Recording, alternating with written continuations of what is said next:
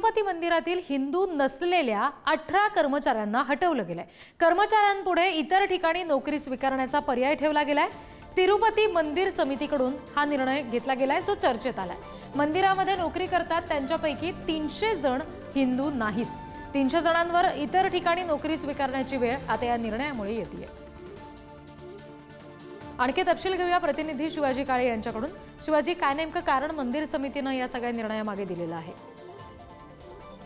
अद्यापपर्यंत या संदर्भात कुठलंही कारण जे आहे ते देण्यात आलेलं नाहीये। मात्र अलीकडच्या काळामध्ये वक्फच्या प्रश्नामध्ये आपण पाहिलं असेल, वक्फ बोर्डची जी समिती होती त्यामध्ये इतर धर्मियांना स्थान देण्यात यावं अशा आशयाची तरतूद करण्यात यावी या संदर्भात कल होताना आपण पाहिला होता।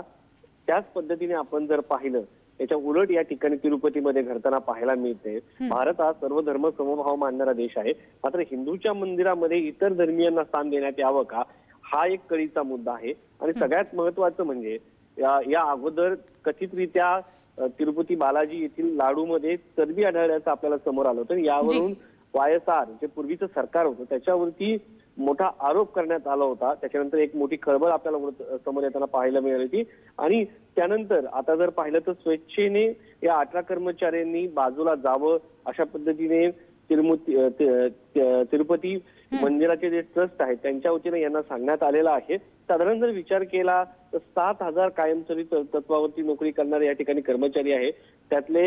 त्यातील साधारणपैकी 300 जण जे आहेत ते हिंदू नाहीत।